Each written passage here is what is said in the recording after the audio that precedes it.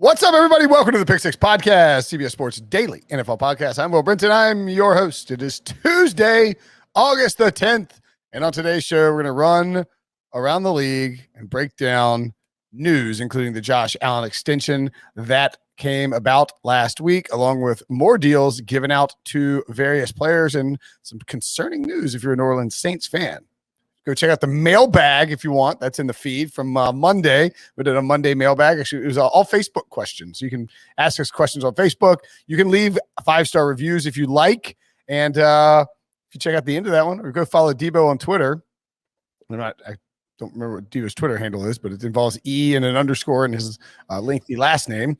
Then you can see video of myself and John Breach calling a tattoo parlor. We will get to that in a second. But reminder that Magic, Jordan, Barkley, Bird, Malone, and Ewing, the 1992 Dream Team changed the game of basketball forever. And Dream Team, Birth of a Modern Athlete, is now available as a 5-part original series streaming exclusively on Paramount Plus. The documentary takes you deep into the greatest basketball team ever assembled with never before heard audio interviews from the players themselves. Hear from the team as they break down the greatest exhibition game ever, Magic versus Team Jordan, legendary smack talking, and how the torch was passed. You can watch Dream Team, Birth of the Modern Athlete, a new 5-part series now streaming exclusively on Paramount Plus. Joining me to go around the league, Ryan Finley Wilson. What's up?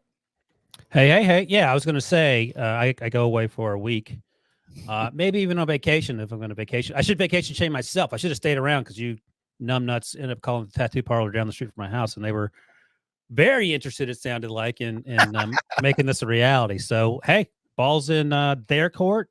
I told you to send me the mock-ups, and we'll go from there and make this dream come true for a lot of people, apparently. All right, so I think we're not going to spend too long talking about the tattoo, but I think it is. I posited either on the podcast or maybe after we hung up with a tattoo parlor company that your plan here, you're willing to get that tattoo, but you're not going to be proactive about helping. Like, hey, Breach, like here's a calendar reminder to send me the drawing of the tattoo you want me to get that I don't want to get. It's like saying I'll run a marathon for charity, and then if no one brings it up, you're not going to be like, hey, what are we running the marathon? Right. I don't know if that's the same thing, but I get what you're saying. Yeah. My point being is that you are probably, or were maybe, hoping that Breach would procrastinate and do Breach stuff and just not get around to doing this drawing. And eventually you'd be like, all right, guys, that's it. It's been too long. I'm not getting the tattoo. No, I knew. I mean, I was fine with Breach slow footing it because Breach is, I thought maybe in the fall is usually when he starts his serial killing spree typically. So I thought he'd get back into that and the football. And then he's going on vacation on his birthday in January. So I thought he'd get pushed back. I would get it done whenever, push came to shove. And clearly you've shoved me right over the cliff. So let's do it. No, I mean, like, I don't, by the way, I'm fine with it. I tell JLC every time I go on his radio show, because that's the first thing he brings up, him and Ken Wyman. What's the latest on the tattoo? With me. I know, it's crazy. So we talked about this last week, I think, on the podcast. But yeah, so Breach, the thing is, like, Breach still didn't do anything. You actually did Breach's job while he sat there like a smug little troll. He still hasn't like sent you a drawing or sent. He's gonna send an email to the tattoo parlor. But see, he's already going on vacation now. He's not going to do it. But I have to approve the mock-ups, which is the original stipulation. He's going to send an email to the tattoo parlor. They're going to do a mock-up, I think, and then we'll get those approved. Well, you're just wasting their time if I don't approve the mock-up. So, like, it should start with. This is how the process works there for any tattoo. Like, you're not going to like ask for a tattoo. And they're like, and you're like, that's the opposite of what I asked for. They're like, well, tough. No, typically the person getting the tattoo comes up with an idea. Yeah, right? And then you tell I would assume you tell the tattoo parlor what you're thinking of, and then they draw it. Yeah, right. But I haven't seen anything, so it could be Breach. Right. It's on Breach. It's just going to be a while. What do you think about the tiny little volleyball with Ryan Finley's face on it? I told my wife. My wife is a painting major from back in the day. She's an art teacher. So I said, look, you draw whatever you want me to have. Because she's like, oh, I would love to. Here's the conversation we had back in the fall. I said, what do you think about tattoo? Just generally. She goes, oh, I love the idea of you getting a tattoo because I don't have any. None of us on the podcast have any. Right. And I said, what do you think about the idea of someone's face that we don't know as part of it? And, they respond to you like, what is wrong with you? Who is this person that you're getting tattooed? Right. And if it's a woman, you need to get out fast. Oh no, that was even that oddly enough didn't come up. But so I said, look, draw whatever tattoo you want. And she said something to me today. She's like, oh, I like the idea of a compass, whatever that means for her in terms of tattoos. It's like, look, draw a compass, find somewhere on that compass. Like a compass. Yeah, right. Okay, like a telling you what direction it is. North, south, east, west, I think. Yeah. I said, find somewhere on that compass to put Ryan Finley's face, or does it have to be RF? Does it have to be his number? I said, we have to decide that because I don't think you remember this part. But early on in the process, Breach said it could be any number of things. You mentioned the stat line. So it could be, maybe it's Ryan Finley's face on a volleyball at some point, like one of the heads of the compass. I don't give a crap. Like, honestly, or you could, I mean, yeah, no, like you could get what do you say, a compass? How do you say it? Compass? Compass. You know, I think I said compass while we were away, and my wife was like, "Yeah, your dad's saying compass." So maybe maybe she says it wrong. Anyway, yeah, I know what you mean. Compass. I agree. I mean, I pronounce things wildly incorrectly all the time. That's true. You didn't know what the capital of Korea was. So that's also like a Southern thing, like compass. Yeah, no, that's right. I know what you meant. Anyway, so yeah, you could do a compass with the directionals, and then in the inner part of could be the Finley stat line. Yeah, actually, the inner part might even be the volleyball face, which I sort of like. I kind of like the volleyball face. Yeah, I like the volleyball face better if it's actually the real Wilson from the movie, not stupid Ryan Finley's face. Well, no, but it would be Ryan Finley's. Oh yeah, I see what you're saying. Yeah. But anyway, those are things to sort out. And if people have any suggestions that aren't completely off the rails, I'm all ears. Right, I told Chelsea I said, Chelsea, I'm 48 years old. I don't care. You can put whatever you want on my body as long as I can conceal it with a fat guy t-shirt. I don't care. Well, and also, I mean, again, I don't like if I had lost the bet, I wouldn't be like stomping into the tattoo parlor every day and be like, where's my Finley? You know, I'd be like, look, Breach, you know the deal. Yeah. And then he tries to push. He did this previously with something else. He does this with everything. Yeah. And he tries to turn the table. And actually, that's one of the few times I've gotten mad with him. Not this time with the tattoo thing, whatever the last thing was. I know what it was. When he was supposed to mail me the program from the Super Bowl program. Yeah. Eagles. Yeah. He wouldn't do it. He got one for me at the Super Bowl, Eagles Patriots Super Bowl. And he turned the tables on me like I was a jerk for asking for it, even though he had it for literally 3 years. Yeah. That's what it was. That legitimately got upset with the Breach over there. Well, you had promised to do a young child in the neighborhood. Yeah, and then he's like suddenly he's an investigator to find out who this person is. I was like, just give me a magazine. Well, and you're like, look, man, this kid thinks I'm a famous writer for right. You know, can't even come through on a $12. Yeah, he was such a jerk. He said, or maybe it was you. Here's the eBay link to the magazine you get for $12. That was Breach. That was not me. That was Breach. I was like, I got one around here somewhere. If you want it, you can have mine. No, Breach got me one. I want the one that Breach. But it's weird that he has it in his house. He's moved twice since then. He's staring at it as we're talking. He's like, yeah, I don't feel bothered to go to the post office. Probably because his picture's up in the post office, so he doesn't want to go in there. All right, let's get to the news. The biggest news of the week. I guess was it Friday or was it Saturday? I was out of town and I was Friday afternoon, like around 5 o'clock. Yeah. Because I think, I was, yeah. Maybe, no. I don't, it was sometime on Friday. Doesn't matter. Josh Allen signs a monster extension with the Buffalo Bills. 6-year deal with a value of $258 million. Second highest contract value ever behind only Patrick Mahomes, obviously. Averages $43 million per year in average annual value. And he gets $150 million in total guarantees and $100 million fully guaranteed at signing, both of which are records for an NFL player, which is kind of crazy since, I mean, yeah, he got more guaranteed money than Patrick Mahomes. What is your thoughts on? I mean, for me, it wasn't a huge. I mean, obviously, it's a big deal. It's a big deal. It's a big contract. But for me, this is not surprising. The Allen thing, because of where Mahomes set the ceiling, and then because of where other quarterbacks are slotted out. Like behind Mahomes, you had Dak Prescott who got $40 million. It seemed very easy to just kind of like Josh Allen was going to fall somewhere in that range. It was going to be ahead of Dak and probably ahead of Dak behind Mahomes. Yeah. And those are the same kind. I was talking to our buddies, the Junkies in DC, on Monday morning, and we talked about the Josh Allen deal. And then, of course, the obvious question that follows is, okay, what are Baker and Lamar going to get when they get paid? And it's going to be somewhere around 43, depending on how this year plays out if they don't get their deal before then. probably 43 and probably just a little south of Mahomes. I mean, if Lamar or Baker win the Super Bowl, they're getting more than Mahomes money, I would imagine. It'll be sort of the Joe Flacco situation back when he and the Ravens beat the 49ers back in February 2013 now. God, that was forever ago. God, right.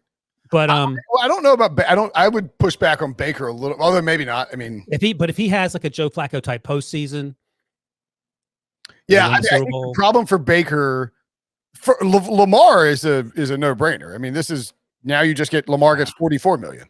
I don't know if it's a no-brainer. I mean, here's the thing. They drafted 2 wide receivers, including Rashad Bateman.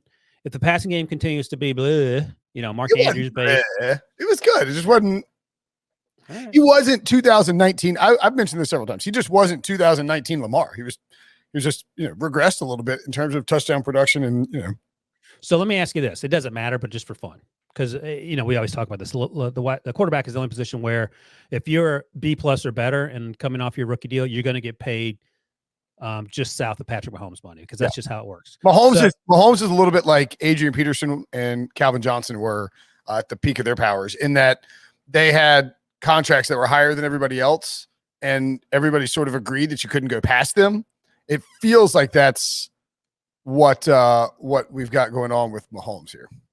Yeah, until Baker makes more, which is going to be hysterical. Let's take Patrick Mahomes out of the picture, though. But you mentioned Josh Allen at $43 million per year, Dak at $40 million, Deshaun Watson at $39 million, then Russ Wilson at $35 million. Of those 4, for one season, who do you want? On the team, let's say the team is the Atlanta Falcons. So for the Atlanta Falcons, which of these quarterbacks do you want for one season? Gives you the best chance to battle again for the quarterbacks 2 through 5 on the list: Josh Allen, Dak Prescott, Deshaun Watson, Russ Wilson in terms of annual average value. I mean, I'm taking out. That's a good question. Out of those, let's say, by the way, Deshaun Watson. We're just talking about the football player. We'll talk about on-field stuff. Jared Goff. This is the next guy on the list. It's insane. But I mean, well, we'll get to that in a second. But I think my answer is Josh Allen. What? Over Russ or Deshaun? Yeah. Wow. I think it's close. The funny thing is, I think for me, Dak is probably last, and that's no disrespect to Dak. He didn't play last year. What are you saying, just for one season or for 1 year for the Atlanta Falcons to battle the Tampa Bay Buccaneers and/or Saints? With them in there. I actually would have Dak over Deshaun, but not by much. Wow, you sound like Debo now. Isn't that Debo's argument? Dak over Deshaun? Yeah, he said Wentz over Deshaun. Oh, ouch. Yeah, that's okay. I mean, all 4 of those guys are really close. I think it wouldn't surprise me. I mean, if it's just 1 year, maybe Russ is the correct answer, and you put him out there and you just let him cook, and with a good offensive coordinator, and or Arthur Smith and Calvin Ridley and Kyle Pitts. I mean, that would be an enjoyable season. I don't know that team's winning the Super Bowl. Actually, I take it back. My answer is probably Russ for the Falcons for one season, because I think that Russ is most likely to elevate himself and the people around him with circumstances that are designed to bring you down. Whereas Josh Allen is awesome. I'm not taking away from him, but the Bills did a perfect job of building out an infrastructure to help him flourish. And I don't know, for instance, if Josh Allen is the number 2 overall pick in the 2018 draft and goes to the Jets, and Sam Darnold goes to the Bills, I don't think it's a complete flip, but I think that Sam Darnold is probably still in Buffalo.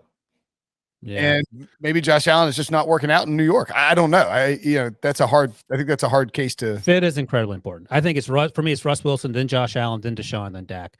And all those guys are great quarterbacks. Again, we're not talking about the off-field stuff, but Josh Allen has come so far so quickly, and Prisco, and rightly so, loves to peacock about it because that was his number 1 quarterback in the 2018 draft. An alpha. He's an alpha.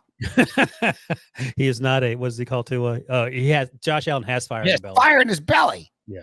I mean, Josh Allen went 52.8 completion percentage as a rookie, 58.8 in his second season, 69.2 in his third season. The leaps that he made. And this comes off completing 55 or whatever percent of his passes his last year at Wyoming, and only getting 1 scholarship offer coming out of high school. And that 2020 is the only time he's ever completed more than 60% of his passes in a season. Let me ask you this. This was a question also posted about the Junkies, and it's a good question. What do you think Josh Allen's productivity will look like in 2021? Like, will his numbers were insane, but in terms, will he continue to get better? Will he plateau? Will he regress because now he has all this money? I don't think he regresses because he has all the money. Well, you know what I mean. He doesn't. No. I do. His decision making's gotten so much better. He only had 10 interceptions last year, 9 the year before in 16 games after 12 his rookie season. I think something in the range. I think his stat line is repeatable, although I would probably expect maybe a slight dip in completion percent. I don't know. I mean, if he came out and he had 65% completions, 4,200 passing yards. Well, there's 17 games now too. So let's say 4,500 passing yards, 35 passing touchdowns, and 13 picks. I mean, that's still a great season. And that would be a quote unquote regression. Yep. Sorry, I was texting my wife real quick. Here's what I said. Remember, like throughout the season, you're gonna read the text from your wife. What? Here's what I said to my wife. My beloved. What are the Andrew Luck? What's for dinner? No, the Andrew Luck Civil War tweets. My dearest, dearest mom. I just. Well, here, let me tell you quickly. So here's what I said when I was asked this question, because last year during the fall, this is what we said, or at least I did every single week. I'm waiting for Josh Allen to have that 2019 moment in the playoffs against the Texans where he tried to throw the ball over his head. Remember that? Yes. And that was his Josh Allen meltdown moment. You're like, okay, there it is. Because we saw glimpses of that, every 2 or 3 weeks during the 2019 He was season. trying to do it during the postseason this past year. But we didn't see it. And we It saw never happened. He tried. It never happened. The big national games during the season, like the Steelers game, he absolutely steamrolled those guys. The Cowboys in that, or was that 2 years ago? I don't remember the Cowboys game, but what was the Patriots game? The Patriots game, he played well. I think Cam had the fumble at the end that sort of turned things. But Dallas was 2 years ago. Sorry. We never saw Josh Allen have that over the head, behind the back Texans pass that made you go, okay, this is too big for him. And I think he's going to continue, much in the same way we talk about Baker and Stefanski having all that confidence. I think they're going to build on that. In Cleveland, I think Josh Allen will continue to build on that. And now he has the confidence of knowing that Brandon being the GM and Sean McDermott, the head coach, are all in on him in terms of payout. So that's even, more reason for optimism if you're a Buffalo Bills fan. Early on in the process too. So the first 3 weeks of the season, they beat the Jets last year. They beat the Jets handily. They beat Miami by 3, but he goes for 415 and 4 touchdowns. Miami was a much better defense than we thought at the time. We thought they were bad and getting shredded by Josh Allen. And then the next week, what a wild series of events. They're losing badly to the Rams. Oh no, they were beating the Rams badly. The Rams storm back. Yeah. And then Josh Allen, goes off at the end and gets that crazy there was a penalty and they get they end up winning the game by 3. It was a wild game in week 3. But I mean, he started the season just gangbusters. Didn't really slow down a ton. Didn't look great on that Thursday night COVID game against Tennessee, or maybe it was like a Tuesday night COVID game. But that was because they had moved. Exactly. They had moved all the games around. The games that they lost were games they had moved around for COVID related reasons, I believe. Yeah. And they lost the Hail Murray. And the Hail Murray game. Exactly. Then they lost 4 games last year. 3 games last year. I can't 3 in the playoffs. Yeah. They lost the Tennessee game that was moved around for COVID. They lost to the Chiefs. No shame there. And they lost on the Hail Murray. And that team could have been kind of close to, being the number 1. So I think he got exactly what he deserves. I think the $43 million is not just because he's next in line, but he's actually second best quarterback, second or third. I mean, he's not better than Aaron Rodgers. Like, you're taking Aaron Rodgers, right? For 1 year, yeah. Yeah. So he's a top 3, top 4 quarterback without a doubt. You're not saying Matthew Stafford's better than Josh Allen, right?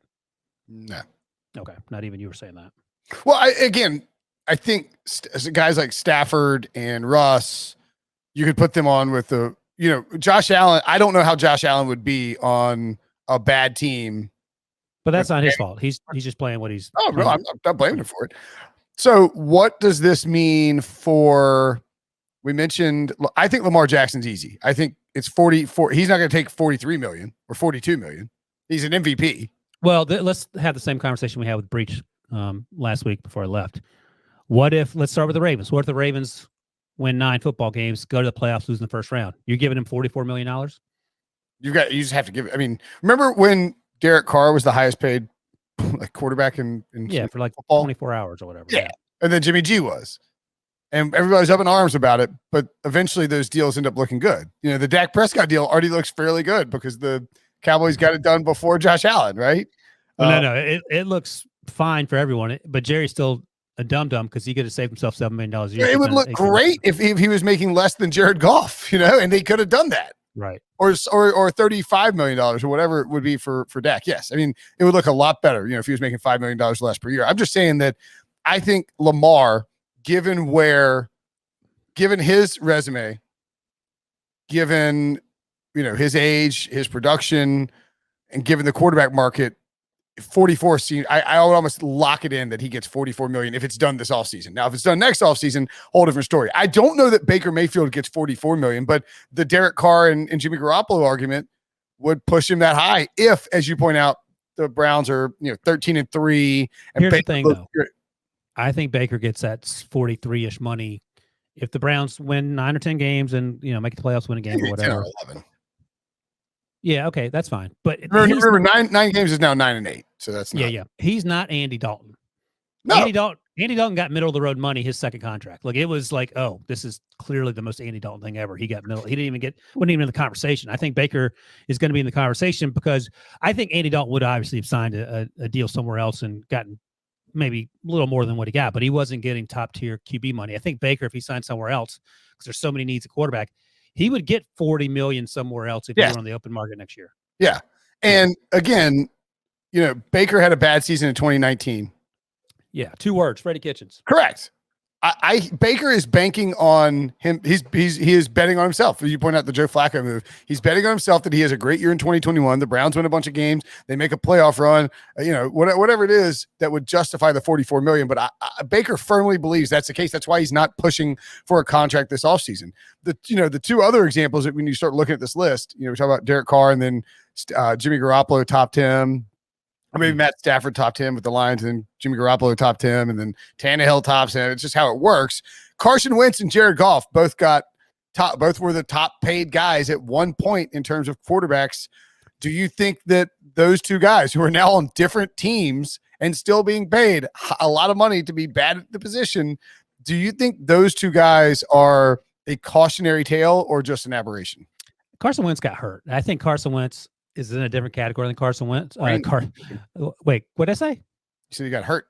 Carson Wentz got hurt. He's in a different. I got confused on names. I think he's in a different category than Jared Goff because Jared Goff, I think, is more. You talk about situation.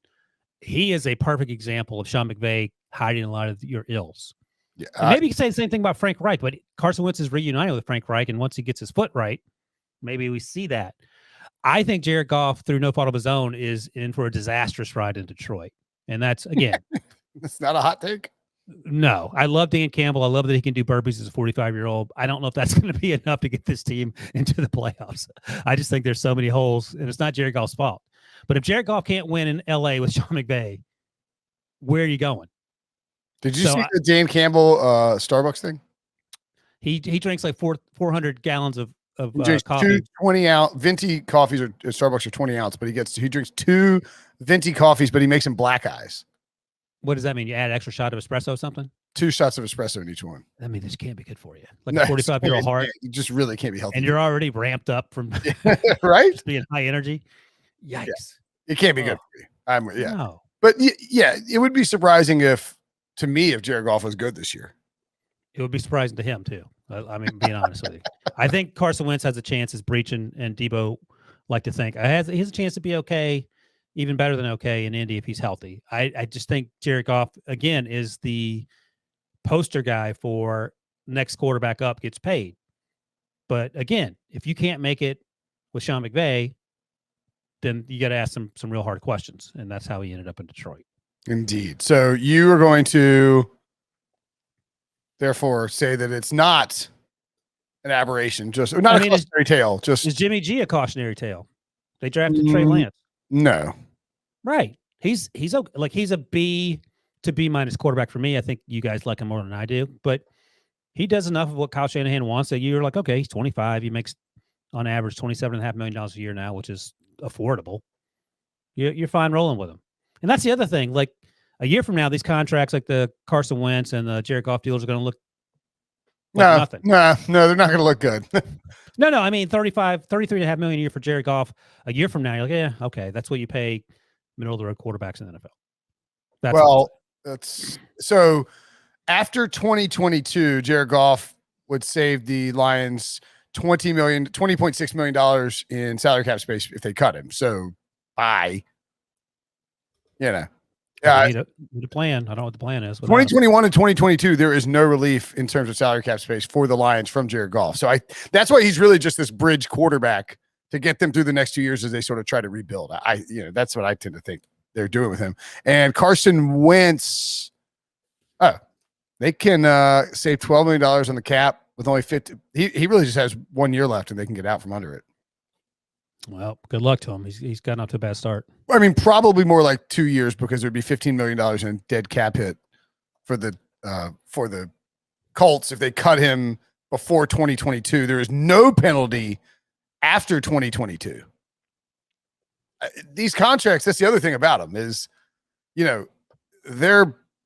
they seem onerous. I guess maybe this is to your point. They seem onerous at times, but like Dak's deal has 2 void years on the back end. They can save $20 million in 2024 if they wanted to get out from under it. They could make it a 3-year deal. The Cowboys could. By the way, how does it that, because I was gone and I'm just sort of catching up on news. How is it that Quentin Nelson has the exact same injury as Carson Wentz with a foot injury? How crazy is that? It's wild. It's insane. Who do you think? I argue this. Who do you think is more important to the Colts, Quentin Nelson or Carson Wentz? Yeah, I was sort of thinking about that. I'm guessing you probably asked that question. I mean, it's Carson Wentz, but Quentin Nelson's pretty freaking. The quarterback's more important, but Quentin. It's easier to replace Carson Wentz than it is to replace. Right, that's right. So I think it's like maybe it's 2, but it very well could be 1A in terms of Carson Wentz and then Quentin Nelson because he is very important. Yeah, this Josh Allen contract, by the way, it's a 6-year extension, whatever you want to call it. It really is more like they can really get out from under this thing, huh? There's 2 years on the back end where there's no dead money. Okay. So he's, that doesn't make him tied to the Bills for 2027 and 2028 when he's 31 and 32. They'll probably want around there by then anyway. They'll obviously restructure or extend before then if he continues to play at a high level. But you can make the case that it's really just it's a 3-year extension, and then they could get out from under this deal in 2025 and save $31 million in cap space. So yeah, I don't know. It is a Bills favor. It is favorable to the Bills, these cap numbers and the ability to maneuver in and out of the contract. Let me ask you this. Do you think Josh Allen plays in Buffalo till age 31 or 32, whenever the deal ends? Yes, I do. Yes, I do. I do too. So I think it's. Yeah. I mean, largely it's sort of irrelevant if the quarterback's good. It only becomes a talking point when Carson Wentz and Jared Goff suck and get traded. But Carson Wentz got paid after he got hurt. I'm pretty sure because he was drafted 2016, 2017 towards ACL. Oh yeah. He tore his ACL and then got paid. Right. Jared Goff was never like a home run hitter. Like you never felt like, oh, this guy's the answer. Josh Allen, you think so? I was never sold on. He had it's a sneaky monster season in 2017. He had 4,600 passing yards in 2018 and 2019. Okay. All right. Yeah. 2018. Remember that was when the Rams and the Chiefs played. But he never felt like a top 10. Maybe not a top 5 quarterback. I think in 2018 he was definitely a top 10 quarterback. All right. Let me see what Football Outsiders had them those years. 2018. What did you say? 2017, 2018? 2018 and then 2019. He had he had 65% completions, 4,688 passing yards, 32 touchdowns, 12 picks, 18 approximate value. That's 8.5 adjusted yards per pass attempt. 8.4 yards per pass attempt. Yeah. Let's see. 2018, Jared Goff he may be ranked pretty high. 5th. Oh gosh. So second. Fifth in value per play. There you go. So 2019, God, 2019 feels like forever ago that he was good. All right, let's see. Where are you, Jared? Well, remember, they paid him after 2018, right? And then he sort of slipped a little bit in 2019. He wasn't as good. Right. He was 18th in value per play, 15th in total value. Okay. Well, which feels like that's where he should be. He's like replacement level. Yeah. But he shouldn't be making $35 million a year. It is what it is on that part. But I mean, after his 2018 season, and again, it's just sort of, this is why it's a cautionary tale with Josh Allen is that Jared Goff, and Josh Allen's more physically talented than Jared Goff and looks the part better on the field. But I mean, Jared Goff's 2018, as you point out, was a top 5 quarterback season that year per Football. By the way, 2017, first year with Sean McVay, he was 5th again in DVOA. Jared Goff was. So really? 2016 was, I think, Fisher's last year, and no one thought anything about Jared Goff because that was a duty show. He has -2 approximate value. Right. That was like, that's not his fault. That's just the situation. Yeah. Fisher's leaving, all that. But people were asking, is Jared Goff a bust already? Okay. All right. So his first 2 years under Sean McVay, he was 5th overall in value per play. And remember, they did those 2 years and then gave him the extension. And at the time, nobody's flinching at that extension. Yeah. All right. Fair enough. My bad, Jared. I misremembering history. All right. Let's take a break. And when we come back, more contract talk. The Colts, it's not all bad news for the Colts, Ryan. As you point out, Quentin Nelson, Carson Wentz both have the same foot injury, which is super weird. Mm-hmm. But Darius Leonard has signed an extension. The former Defensive Rookie of the Year got a 5-year, $98.5 million extension. It's the highest paid inside linebacker in NFL history. He has been an all-pro in each of his first 3 seasons, and he got $52.5 million in guaranteed money. Do you have... I think I bet on now I'm sort of regretting it, but I bet on Leonard, I guess a couple of weeks ago, maybe a few months ago, maybe a month ago, to be Defensive Player of the Year at something around the range. You did? 45-1. I just think he can put up the stats that can get him there. Frankly, Fred Warner, who is 25, Leonard's 26. Warner got a $95 million extension with $19,005,000 on an average annual value, and then Leonard gets 19.7. I don't know that I would definitely say that. Yeah, Darius Leonard at the peak of his powers is arguably one of the best defenders in all of football. So I don't have a problem with the deal at all. Yeah, this is what I told our buddy Joe Musso on HQ. I said it's not where you.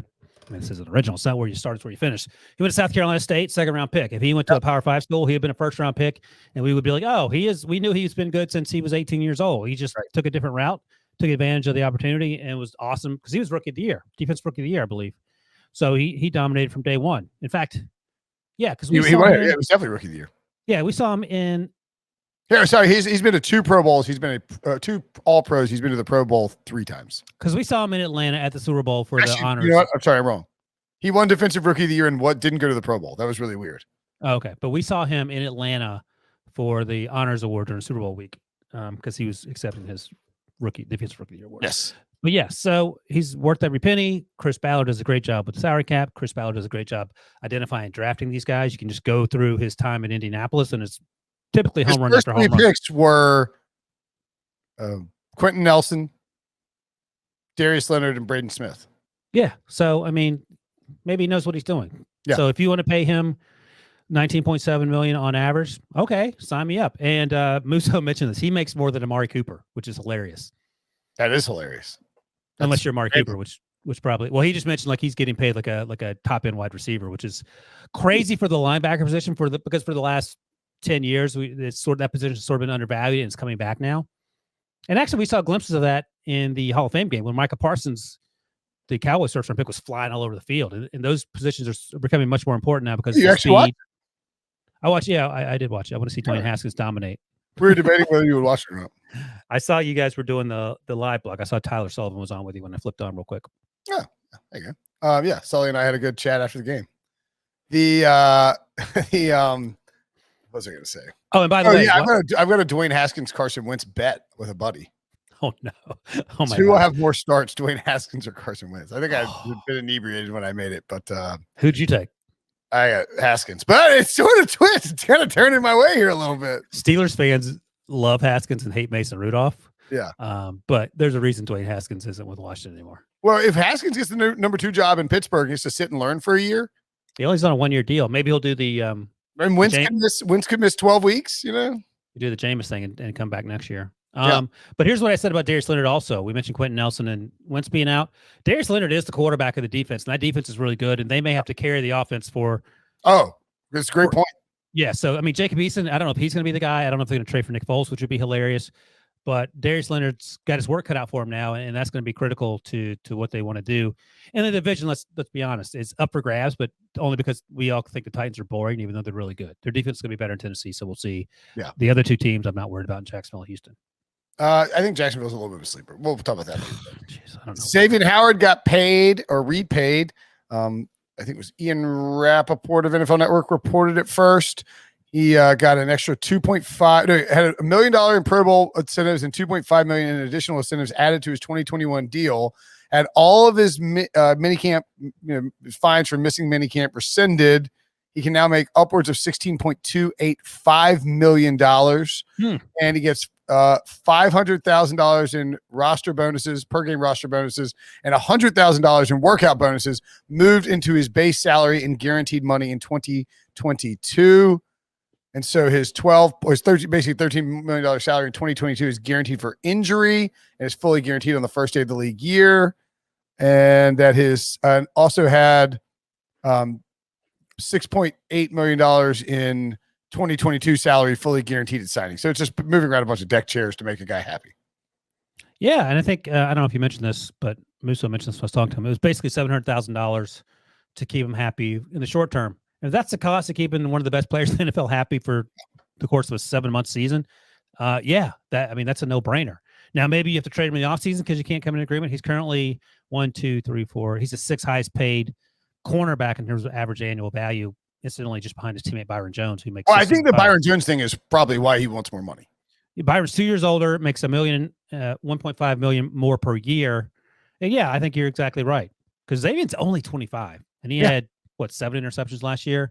No, he's older than that. Not according to. What is he? I'm looking at a spot. Oh, maybe that's the age he signed his contract. Yeah, he's like secretly 28. Oh, okay. Yeah, okay. That's see, we talked about this a little bit. I think maybe. Well, I don't like the way they have that listed on Spot Track. I love Spot Track. Okay, go ahead. He's 28. Okay, that's Cody Benjamin and I discussed this, and I thought he was younger too. I looked at his stats and was kind of surprised. I was like, "Whoa, he's already 28." I mean, he's only he's quietly been in the league for 5 years, but he when your rookie year you're 23. Sort of like Russ Wilson. I mean, older guys. He's only probably going to get one more big contract look. Yep. And so that probably it's that plus the fact that Byron Jones got all that money from the more money than he got, and he is outplayed Byron Jones. Yeah, I mean, it's not Byron Jones' fault, but I mean, Byron Jones became a free agent. The Cowboys didn't franchise tag him, and he got paid. When this contract ends, Howard will be 31. Okay. I think he signed his deal and regretted not being able to get a bigger bite of the apple at this age when he's in his prime, and so he wanted to try to get more money from the Dolphins. And then the final 2 years of his deal are zero guaranteed dollars. They can get out of it. So basically, he got a lot of money early on, probably before he should have signed it. Played really well after he signed it, and then wanted more money because he realized that he'd signed a deal that was below what he should have signed. Right. Yeah. And that's right. So they can revisit it in the offseason. Maybe they trade him. And look, here's the other thing you can think about. If Tua stinks, they can trade Xavien for maybe a first-round pick. I don't know, but certainly a second-round pick.